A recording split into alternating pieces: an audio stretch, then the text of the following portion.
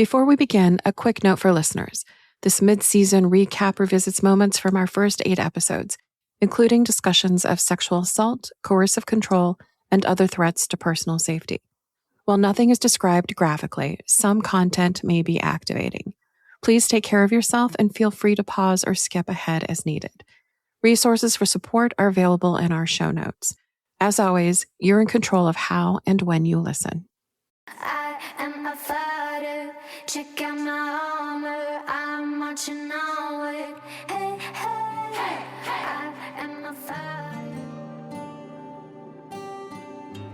I went out to my car, and all of a sudden behind me was a man with a knife. And I just froze, and he said to me, "I don't want to hurt you, give me all your money." And I had not a penny on me. I knew I couldn't outrun them, but my hope was that by screaming that in the middle of a dark street, I've brought attention.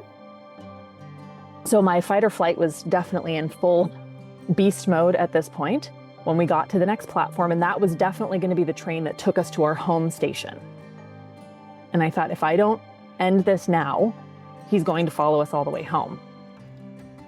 He just turned around and started ransacking other things, going through other drawers and things, and walking around my apartment. And he tried to cut the phone cord with that knife. And I said, no, you can just grab the clip and unplug those now. And he did.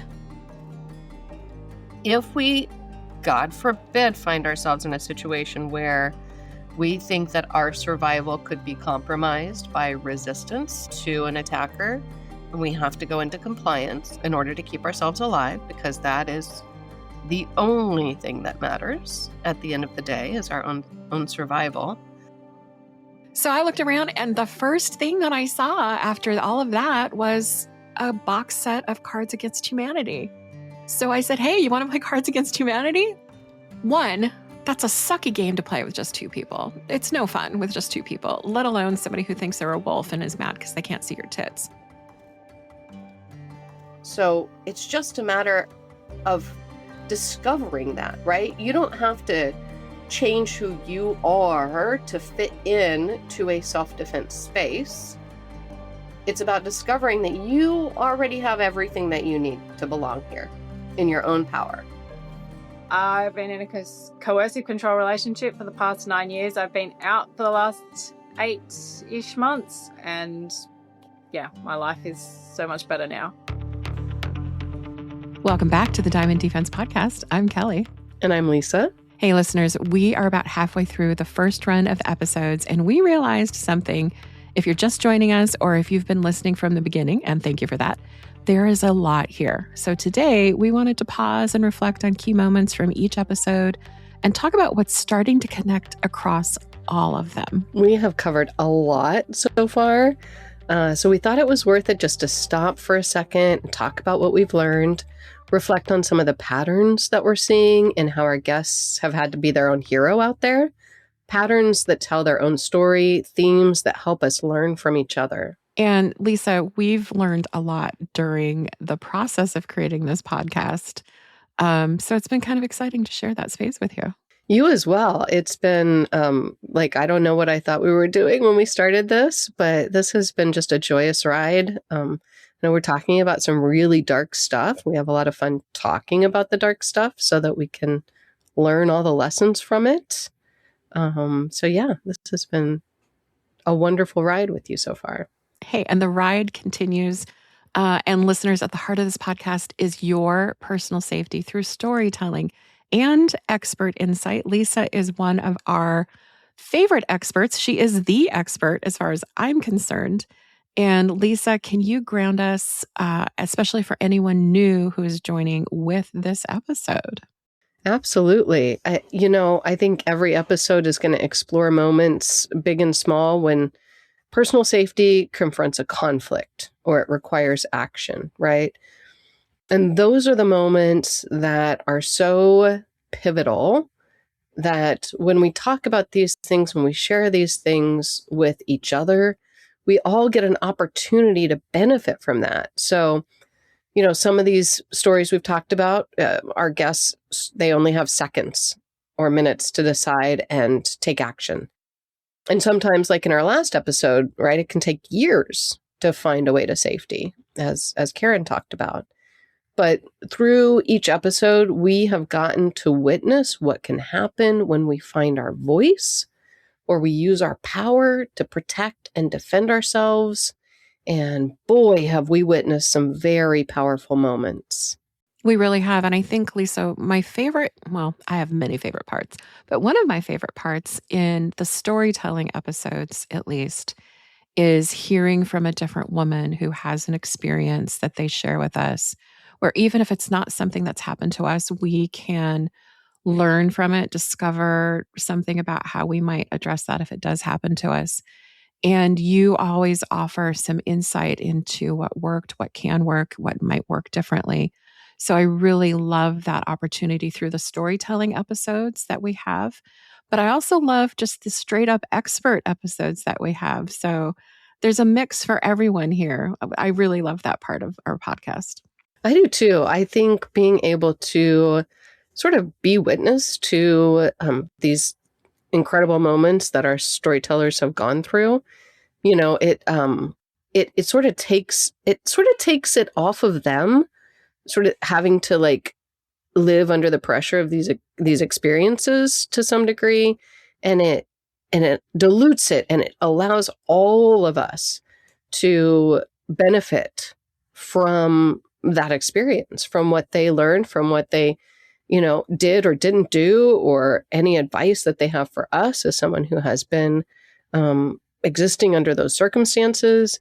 And, it's like we talk about, right? Storytelling is a form of self-defense. And so I love that aspect of the storyteller episodes that we've had, and then what we found necessary, I think, right, is to unpack that in some of our other episodes, the active compliance episode, the demystifying self-defense training episode. Like, some of those experiences are so powerful, and there's so much there that, we have to kind of delve into that territory and do a little bit of a deeper dive. And I think it all just goes into helping us all to be our own heroes.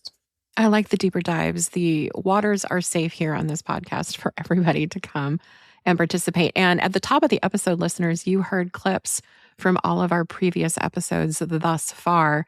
And now we're going to kind of talk about the highlights of each episode that really struck a chord for us. And we hope that you go, if you've not listened to them, go listen to them after this episode if you're new to us here, and participate. And Lisa, the first episode, our inaugural one, was the theme titled was awareness. We said it at the top of that episode, awareness is everything.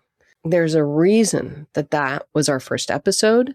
There's a reason that is the first of the quote unquote 3 things that we all have to be aware of.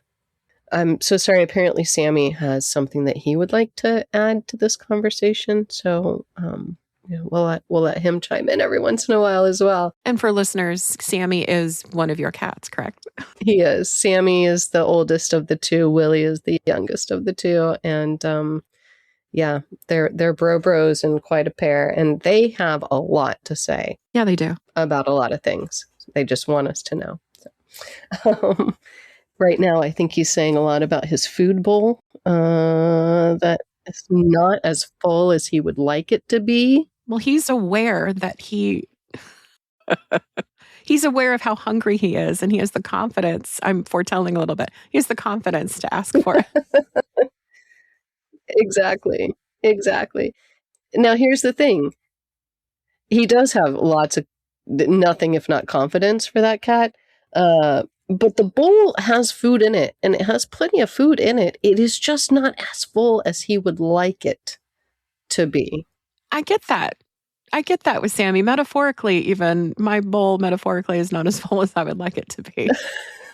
That's right. All right. Thank you for your input, sir. So awareness. Sammy is as much as Sammy is aware that he would like more food, we can all be aware of what our surroundings are and how to maintain our safety when we do that. Yeah, awareness is our first line of defense, right? It's our it's the first thing that allows us to react.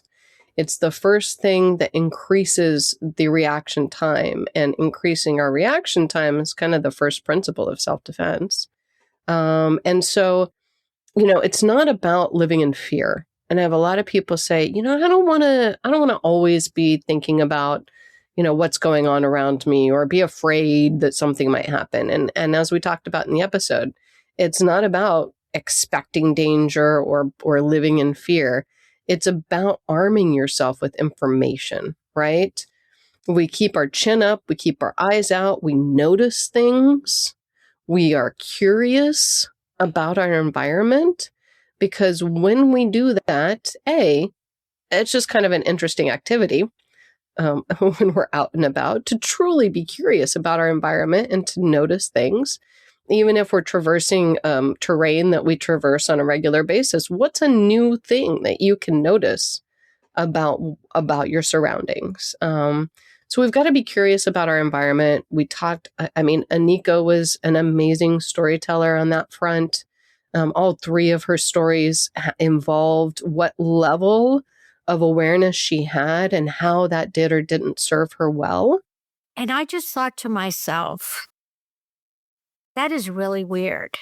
I bet he's in there waiting for me to walk by, gonna come up behind me. That's what was going through my mind. And I literally stood there, and I just stood there, and I just waited.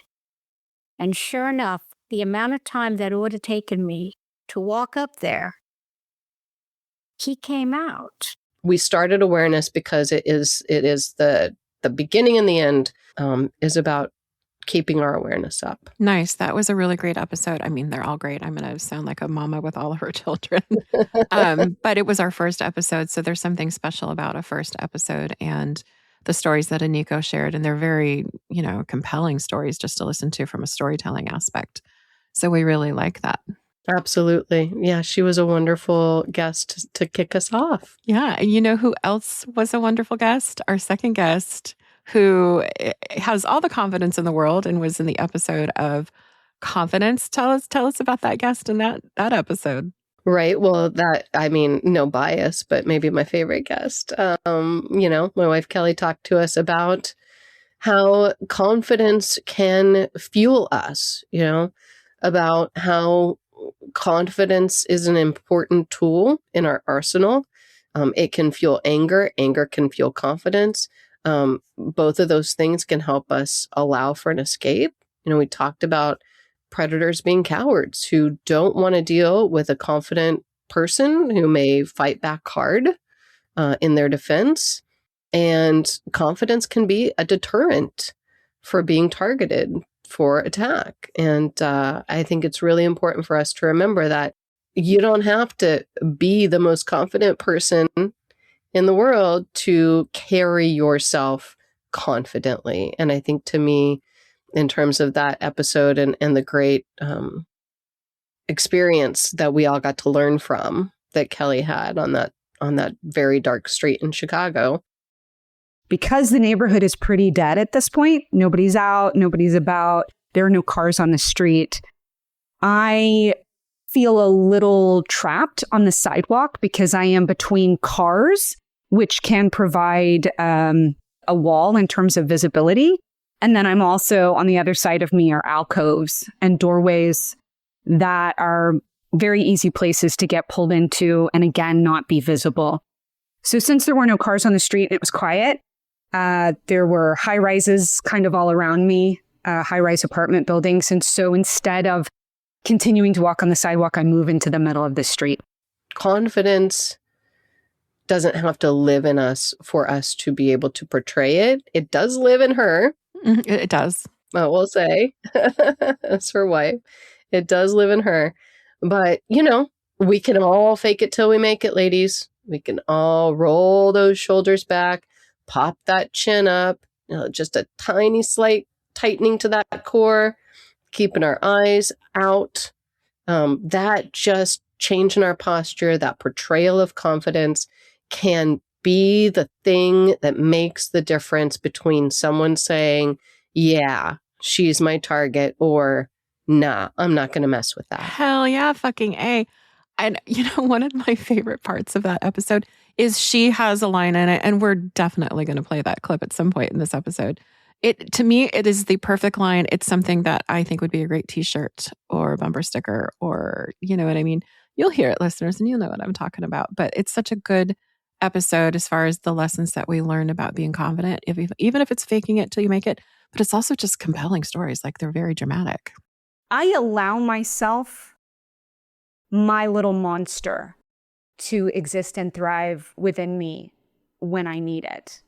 To me, that's confidence in myself. I love myself enough to have a dark side of me that I know I can let out if and when I need to protect myself. And her ability to indulge that part of herself that will fight like hell, her little monster, right? I think that is a really important takeaway for all of us. It is important takeaway, and always knowing where you're going, whether you're telling a story or you're out in the streets. And speaking of knowing where you're going, Lisa, the third episode is Destination, and we talk with a mutual friend of ours, Jessica, about some time she spent in Paris, France. Yeah, those were some really interesting situations that she was involved in there, especially as a stranger in a strange land, right? And not knowing the language as well as she would have liked to, and trying to figure out how to take care of herself in those moments when not speaking the native language, and actually doing a really fine job of it. And the destination playing a role in both of those stories, whether it was that she didn't want someone to know what her destination was. Obviously, the first story where she and her husband were heading home and were being followed, they very clearly had a destination. They were very clearly on their way somewhere. And what was important in that story was that the person following them not know what that destination was, right? So I think that was a really important aspect to that. And the way that she used her voice as a weapon. And I finally just wheeled around on him because he had followed us all the way up to the platform to wait for the train, and he was standing right next to me. And I finally just yelled at him, "Plus loin," which means farther away in French. And I really pointed really hard, and I flung my arm out just saying, plus loin, just screaming at him. And he went chalk white and fled. Oh my gosh. It was brilliant the way that she was able to diffuse that, and that her instincts told her to do that. And I will just say, just to bring it back, right? It was because she had a situational awareness that allowed her to observe that they were being followed. And it was because she mustered up the confidence to be able to use her voice as a weapon that allowed her to get out of that situation. And then, the second story she told about being in the shops, was because she very clearly did not have a destination, that she was followed again, and was able to utilize that awareness and that confidence to be able to lose them.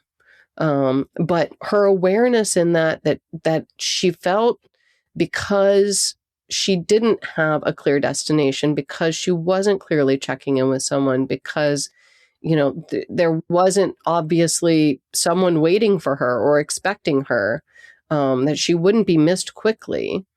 Her ability to observe that about her circumstance, that was part of why she felt she was targeted. Absolutely. One of the things I learned that I think the most from that episode was I've traveled a little bit outside of this country, and I know a little bit of Spanish, and I'm learning French. Je parle le français. Mm. But what that episode highlighted for me is to be aware enough to know how to ask for help in places that you're not familiar with. Yes. whether that's because you need to understand a different language and you don't, or maybe it's just a geographic location that you're not familiar with and you just kind of need to know how to keep your bearings straight so you can get help or help yourself.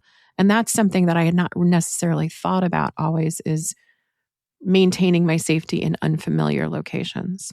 Absolutely. And it's something that, I think a lot of us go into things and we're not thinking about that potential danger level surrounding that, but it is important. It is important for people around you to think that you've got somewhere to go and someone to see.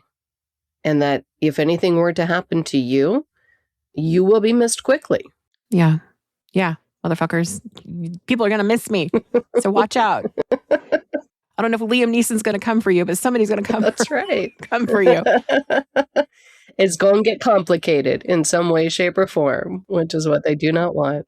So whether you're using a different tool to keep yourself safe, whatever that is, if it's awareness, using your voice, or maybe even distraction, which leads into the next episode, Lisa, about distraction techniques to keep Martha safe in her situation. Tell us about that. This was a tough episode to produce. It was hard to listen to, I guess, I'll put it that way, to listen to her tell that story, and to understand how fucking scary that situation was for her. And then to listen to her talk about all the ways in which she was able to shift things, to use those distraction techniques to shift his plan, to change her circumstance, to ask for what she needed, to tell him what she wanted, to, all of those things that she did, and engaging with the threat because her instincts told her that it was safe to do so and that that's what she should do. Those are the things that in those moments when we don't feel like we have control, we don't feel like we have any power, we actually do. And we can use that control. We can use that little bit of power that we have with our voice and our brains to shift our circumstances. He carried me into the living room, sort of pushed me into the living room, went through my purse, tried to put a coat over my head so I wouldn't see him. And I said, please don't. I have claustrophobia and I would freak out, which is kind of true. And I told him I'm not wearing my contact lenses, so I wouldn't even know what you look like, and I promise not to look at you. Fortunately, he took my word and he didn't put the coat over my head. Distraction techniques are anything that changes up their plan. Because, right, when predators go into things, like they have an idea of how they're going to approach whatever it is that they're trying to do, how they're going to bring their plan to fruition, and how they're going to get out of that. There is generally a through line for them of this is what I'm going to do and this is what how I'm going to leave.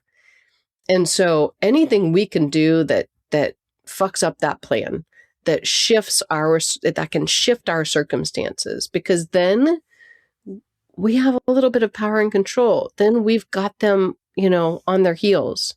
And then they're having to think in real time to try and figure out how they're going to adjust their plan in order to fit these new circumstances that we have created. So distraction techniques are anything that shift that. That's a super, super powerful tool in our arsenal. And I think all of the tales that Martha told us exemplify that immaculately. Absolutely. And listeners, when you listen to that episode, just a little bit of a trigger warning, it does involve attempted sexual assault. And we have resources on our website and in the show notes for every episode, should you need to get help in any of those situations. So I just kind of wanted to call that out. It's a great episode, and you give us lots of great unpacking, if you will, on how to deal with that kind of a situation. Yeah. Yeah. We were very fortunate to be able to have Martha, and that she was open enough to share all of that with us. Yeah. Thank you, Martha, if you're listening to this one. And I think one of the tactics she also used in that episode, which segues us into the next episode, active compliance.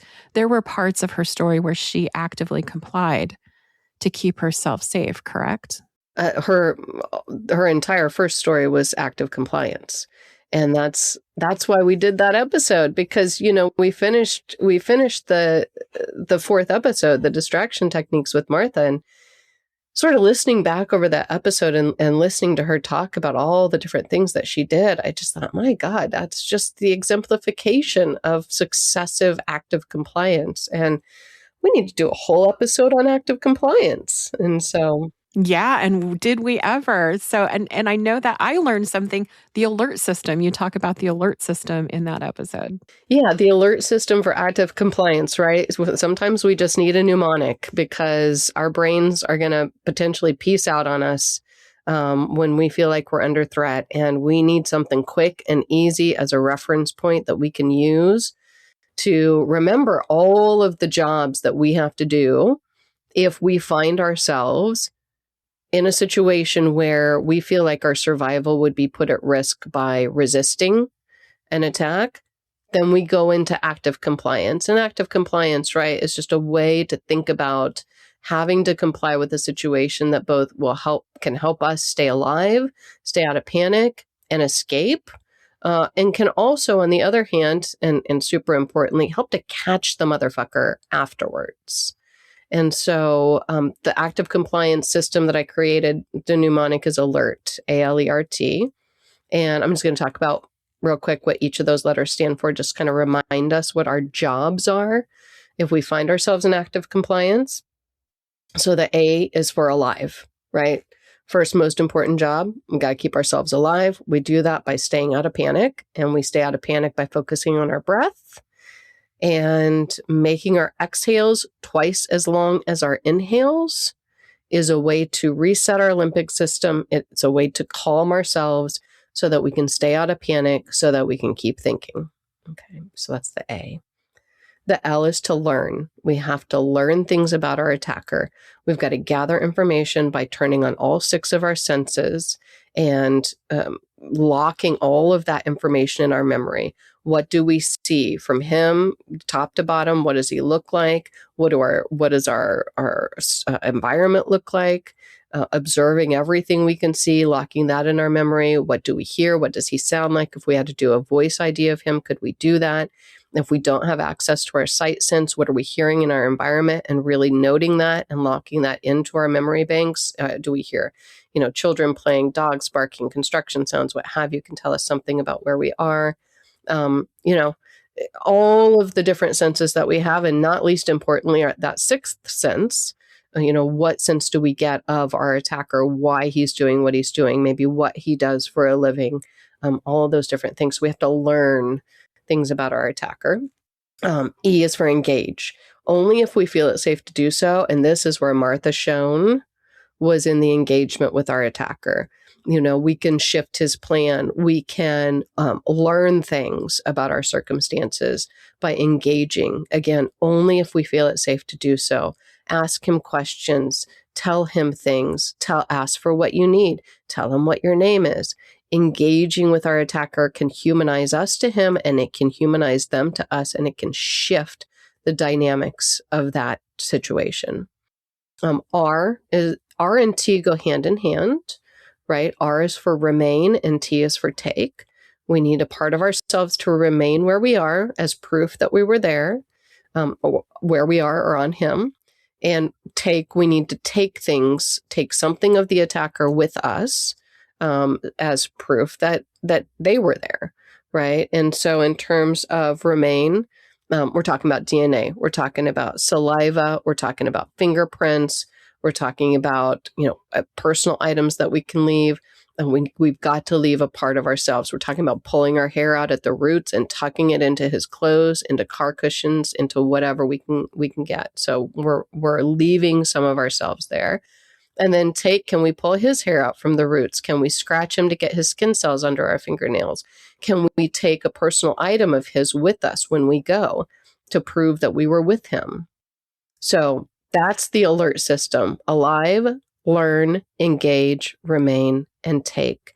And if we ever find ourselves having to engage in active compliance, we follow that alert system, and hopefully it will help us get the fuck out of there, and it will help catch him on the other side of things. Thank you for that refresher. And Lisa, you and I were talking before we pressed record on this episode. That's one of my favorite episodes, if not my favorite episode, hands down, because I learned so much about things that I just watch in the movies and I have a little bit of dabbling knowledge about, like DNA evidence and stuff like that. But you just like make it so accessible for us on an everyday kind of level. That's what I love about that episode. Thank you. Thank you so much. That, I think I'll agree with you. That is one of my very favorite episodes as well, just because, and I know, and I'm going to be frank about this, y'all. That is the least listened to episode that we have currently at the moment. And it is because this is shit nobody wants to think about. We don't want to think about the ugliest thing that having to comply with an attack could happen to us. We don't want to think about it. We don't listen to it so that we think it won't happen to us. But I got to tell you, for anybody who can get in there and listen to that full episode, it's like that stuff can save your life. If we ever find ourselves in that situation, that's the stuff that can save our lives.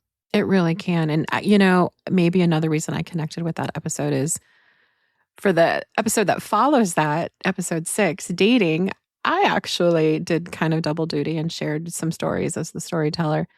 And at least in one of the stories, actually 2 of the stories, I used active compliance to kind of get myself out of the situation. And I hope you guys listen to that episode because I'm a little partial to it. I'm also a little vulnerable in it. So, lift me up by listening to it. Kelly, you were so beautifully vulnerable in that episode. And I can't tell you how many women have said to me, like, that episode just made me feel like I'm not alone, right? That I've gone through some shit in the dating world, and to hear somebody else's stories, to hear someone else talk about the same type of stuff that I've gone through and kind of thought that I was going through in sort of isolation, it was so important for me to understand that we all go through that stuff. I am not alone, and that there are things to learn from that, and that there is no shame, and there does not have to be any shame. We just have to learn, right? We just have to learn from it. And so I want to thank you so much for opening up your stories, your dating parables for us to be able to learn from. Well, you're welcome. I'm glad that my seeking love and maybe unsafe situations could keep other women safe, and not just women, anybody who's out there, regardless of gender, if you're seeking connection. There are things to look out for. And we kind of talk about that. Lisa's really great at helping me unpack the things that I didn't know I was doing in the process of keeping myself safe, but that I did do. And I'm here to talk about it. And there's, again, listen to the episode. There's lots of little tidbits. But, top foremost things to look out for, Lisa, grooming, gaslighting ourselves. What else? Yeah, I think that the one of the great things about that episode is that, like, there's a list of red flags, right, that we all kind of instinctually know, but you gave voice to so many of those. And yeah, the grooming, the love bombing, that sort of stuff, that the moving too quickly, those are all attempts to manipulate you, to trusting someone, to get your guard down, so that control can be exerted over you. And so, that's red flag number 1, right? Someone who is telling you the most wonderful things about yourself. You're the most beautiful woman in the world, and only I see that. Or we have a connection that I don't have with anyone else. And like, those sorts of things are great to hear from somebody that you've been dating for a minute, or that you're in a relationship with. That's wonderful stuff to hear. Please say those things to your partner if you find those to be true. But for somebody you have just met, or who does not know you well, to say that sort of stuff to you is an attempt at manipulation and control. I'm going to tell you, you don't fall in love over tapas the first time you meet. You sure as fuck don't. You might fall in lust because the aioli or the patatas bravas are really good, but don't believe you're my soulmate. I'm going to love you forever. Let's go make out in the bushes outside the cafe. Don't do that. Don't do that. Don't do that. And, if somebody, and I think this was plain, there were a couple of red flags that ran throughout all three of your stories. And one of them is somebody who's taking touchy or conversational liberties that are beyond your comfort level, right? You had the guy who wanted to make out immediately. Like, I don't know what the really great verb is. He was bullying me or pressuring me, but he kept saying things like, oh, come on, you only live once. You're an adult woman. I'm a man. Don't you want to let a man know how you feel about him by kissing him back and letting him kiss your neck?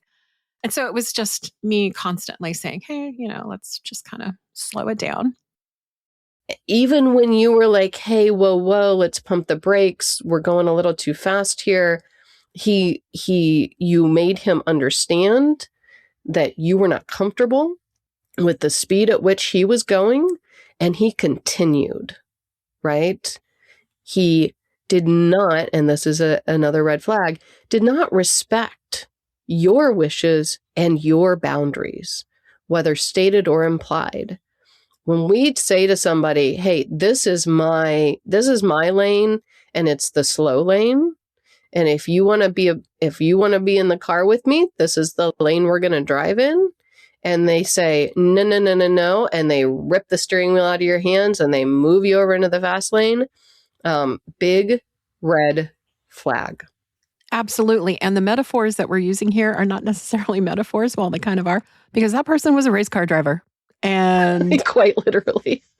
Quite literally. So the lane shifting and the different speeds and kind of crashing the metaphorical car into my life. Mm-hmm. Listen to the episode. Yeah, you're going to hear about that. And a wolf and maybe a sex cult recruiter guy. I'm not entirely sure, but I'm pretty sure. Yeah, we're pretty, I think the sex cult recruiter guy, I think he sensed that you were not going to be a good recruit for him. And he left you the fuck alone, which was great. You can fool me in love. You can fool me with pretty words and actions. But the minute money is involved and or a cult, I'm done. I'm good. Yeah. Yes.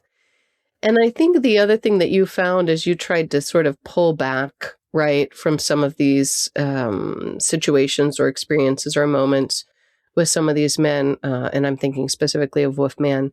When you try to kind of pull back a little bit, all of a sudden those claws came out, didn't they? He had a lot to say about you and none of it good. None of it good. He was howling at the metaphorical moon that I was not acquiescing to his primal needs. Mm-hmm. And so someone who does that, that's another red flag. Someone who makes comments to demean you or degrade or compromise your self-esteem can get the fuck out immediately. Because then you have to ask yourself, why do you need to control my emotional state? Why do you need me to feel a certain way about myself? If you were actually a good person, if you actually cared, if this was an honest exchange, you'd want me to feel great about myself, right? You certainly wouldn't want me to feel bad about myself. So anytime someone is making any comments to you that compromises your self-esteem, whoa. You better back up and take a second look. So yeah, that episode demystifies a lot of, oh, I should just act this way if I want a partner, or I should put up with this if I want to find love. No, you don't have to. So we kind of demystify that. And this is a great segue into episode 7, which Lisa is a self-defense trainer, expert. She's got her diamond defense business. And she uses that episode. And I learned so much with this episode, Lisa, about the different kinds of physical self-defense arts and practices that you can do. So take us through that. I know you're not going to go as in depth as you do in that episode. So listeners, listen to that episode, but tell us all about that. Well, I think the great thing is you found out that if you were to undertake martial art practice, Aikido would be the thing for you. Mm-hmm. That would be your go-to. Yeah, that was the one that I was drawn to. That spoke to you. And I think that, for me, in terms of that episode, it was just an effort on my part to sort of dispel a thing that I hear a lot from women, which is, I don't think I have a place in the self-defense world. And it couldn't be further from the truth. Every single person, regardless of age, ability, what have you, we all have options that we can use in our self-defense. And there is a space for all of us, whether it's jiu-jitsu, right, to taekwondo, to aikido, to reality-based self-defense programs. There are so many different spaces that self-defense training offers to people, and there's a space for you. And I think that I just wanted to kind of break it down for everybody so that we could all kind of figure out maybe what that space is for us and get involved in that. You do a great job, and it makes me want to get more fit. Not that I need to be more fit to take any of those, practice any of those art forms, but I'm like, oh. That's right. You've taken my class. You've taken my class. I've taken your class, and I could start with, how do you say it? Aikido? Is that how you pronounce it? Aikido. Mm-hmm.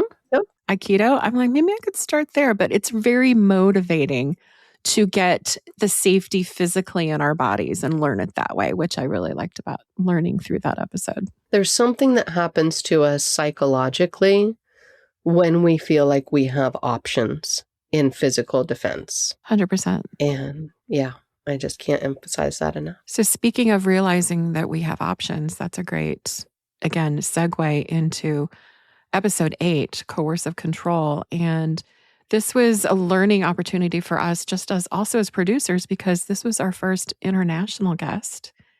And that was exciting. And so Coercive Control, tell us about Karin and what we discovered and experienced through her story and her endeavors to be safe. First, I just want to praise your segues because these are masterful. I pride myself in my segue sensibility. So thank you for acknowledging that. I appreciate you. Absolutely. Thank you for guiding us through all of this. This is fantastic. Okay. Yes, we were so fortunate to be able to talk with Karin and for her to, do what so many of our guests, including you, have done, which is allow herself to be vulnerable in a way that helps use her experience to let us learn. She was, I told her this, right? I was in awe of her strength as we spoke with her about her experience of being in a coercive control relationship for 9 years and then being able to get herself out of that relationship. I went on the Monday and I said, look, I'm really concerned. He's threatening to take me to court. He wants custody of the kids, kick me out and have the kids. And at that point, I showed her some of the messages he had been sending me to say that he was going to take me to court. He wanted the kids. If I didn't do what he wanted, he was going to upload images of me that he'd taken without my consent, online. And when I showed her those, she just said to me, this is abuse. You need to go to the police. It's an amazing story. Listeners, please, if you haven't, go back and listen to that full episode. There is so much to be learned from her experience, and she's just wonderful to listen to as well. I love her accent so much. I know. It's such a great accent, and she's such a lovely, genuine human being. And she also brought us joy in the form of chocolate, Lisa. Oh my God. I don't think we even told her this. Karin, if you're listening, Kelly got us some caramel. Yeah, I did. And damn, that's good stuff. So listen to the episode, listeners, but we talked about certain joys and pleasures, and chocolate came up. And chocolate is my love language. And we talked about Australian chocolate, and she mentioned this brand. So I immediately, after we were done recording that episode, I had to import it, but I got myself some caramel chocolate from Australia, and we enjoyed it. So Not only do we learn how to be safe on this podcast, but we also learn about new chocolate. Which I'm here for the chocolate. If there's listeners, let us know if anybody knows of a podcast that wherein we can learn about new and wonderful types of chocolate. I am listening immediately. Yeah. Tell us about the podcast, but also tell us what your favorite chocolate is, because we will try it. Yes, please. We will get it and we will try it and we will report back. And the caramel, mwah, chef's kiss, 5 stars. It was so good. Lisa, I wonder if there's a way that we can work an episode into just how to be safe with chocolate. We're going to try, I think we should. Yeah. So also, Lisa, there was so much information in Karin's episode that was so educational. And you found a website with a list of bunch of things that talk about coercive control and how to identify it, correct? Can you remind us what those are? Yeah, absolutely. It was an incredible organization out of Australia called Relationships Australia Victoria, and it's relationshipsvictoria.org.au. And they list the 12 signs of coercive control. So it was sort of a great way to navigate Karin's story. Right. It was just to go through each 12 of those things and talk about how that affected her, how that showed up in her relationship. And so without, rehashing the entire episode, I just want to go through and name those 12 things. And I just want to say to anybody listening, if you are experiencing any of these things in your relationship, or if you know someone who is experiencing these things in their relationship, there are resources, there is help. Please, please, please pay attention to these things, because they can start very subtle, but they will escalate as we bore witness to in Karin's story. So the 12 signs of coercive control are, number 1, isolating you from your support system. An abusive partner wants to isolate you so that no one is there to say, hey, wait a minute, this person is abusive, right? So they get to continue their control. Number 2, monitoring your activity throughout the day. Number 3, denying you freedom and autonomy, not allowing you to go where you want to go when you want to go there. Gaslighting. This was a huge theme in Karin's story, right? Where the abuser makes you doubt your own truth and your own experience. Number 5, name calling and severe criticism. Just talked about this as a red flag, right? These are malicious put downs are an extreme form of bullying. Number 6, limiting access to money and controlling finances. This is sort of a specific form of abuse called financial abuse. And I think we're actually looking at doing a full episode on financial abuse in the near future. Number 7, coercing you to take care of all of the domestic duties, cleaning, cooking, childcare, someone who's not sharing any of the responsibility for that with you. Number 8, turning your children or loved ones against you. They can, they may try and weaponize your children or your loved ones by making comments that are critical of you, or belittling you in front of them. Number 9, controlling aspects of your health and your body. Controlling how much you eat, sleep, exercise, etc. Number 10, making jealous accusations about the time you spend with family or friends. And this kind of goes into the number 1 as well, the need to isolate you from that support system. Number 11, regulating your sexual relationship. So making demands about the amount of times you engage in sex and what kind of sexual activities you perform. And then number 12, threatening your children or pets or loved ones as an extreme form of intimidation. So all of those showed up in Karin's relationship. All 12 of those are signs of coercive control. If you sense these, you know someone who's dealing with this, please help them get information on this. Please reach out to the resources that are in our show notes. There is help, and you are not alone. Thank you for reminding us of all that. And thank you for reminding just that access to that information is in our show notes for every episode. Absolutely. That is a heavy lift episode, but there's a lot of joy in it too. Yeah, we talk about chocolate. I mean, what's more joyous than that? We talk about chocolate. And the fact that she got out. I mean, that's that's the greatest takeaway from that episode, is that Karin she's starting to live her best life again, you know? She is thriving, and her kids are thriving because she was able to get herself out of that. And as she says, you know, things get better. Things get better. Yeah. Have hope. Yes. Hope is always a theme in my life. And speaking of themes, this is our mid-season recap, our first season. We're so proud and excited. But there's 3 words at the top of the season, our first 3 episodes, that are, I think, an element in every story that we've shared and every conversation that we've shared. And they're also meaningful to you and another piece of content that you've created. So can you share with us what those words are and kind of what they mean overall? Yeah, we just talked about them, right?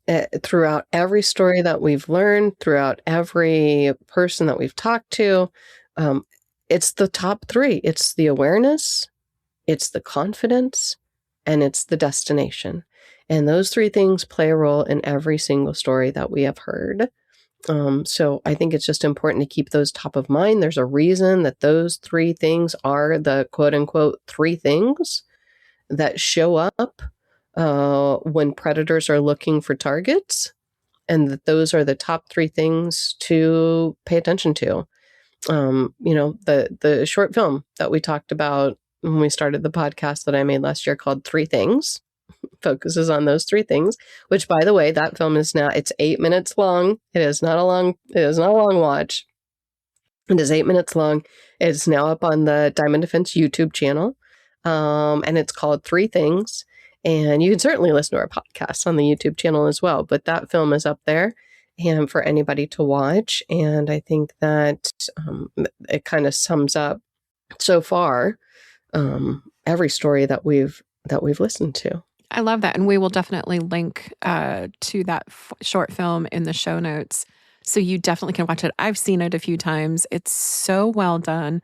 The cinematography, I will say, it's just beautiful. Your lead actor is wonderful. Even your creep, maybe predator, is well performed, I must say, if you're going to perform a predator. Yeah, and he's the nicest guy in the world, and isn't that always the case? Good to know when you're watching it, so you can, have that in the back of your head. We were super fortunate to be able to work with an amazing team. I think that's why the film turned out so well. Our cinematographer, Joey Catchus, is just the literal best. Storylit Films is his company. And the whole team, the whole crew, everybody was there for a purpose. Everybody was fantastic to work with. The actors were incredible. Liz Frederick, who plays the hero in the film, was just the best to work with. And so we were very fortunate in making that film. And got a couple others that I want to make on some other things. So we'll see how that goes in the future. And I know everyone involved with that was special, but a special shout out to Brian too, your co-conspirator. So that film would not have happened without my buddy Brian Reif.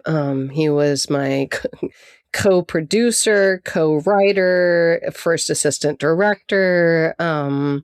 He is one of the best allies that ladies have, and I have so much love for that guy, and we could not do what we do and keep ourselves safe without our allies. And Brian and I are going to do this again. We've got a couple of more films that we want to make, and I can't wait to work with him again. And yeah, we're very fortunate to have him involved with that. It wouldn't have happened without him.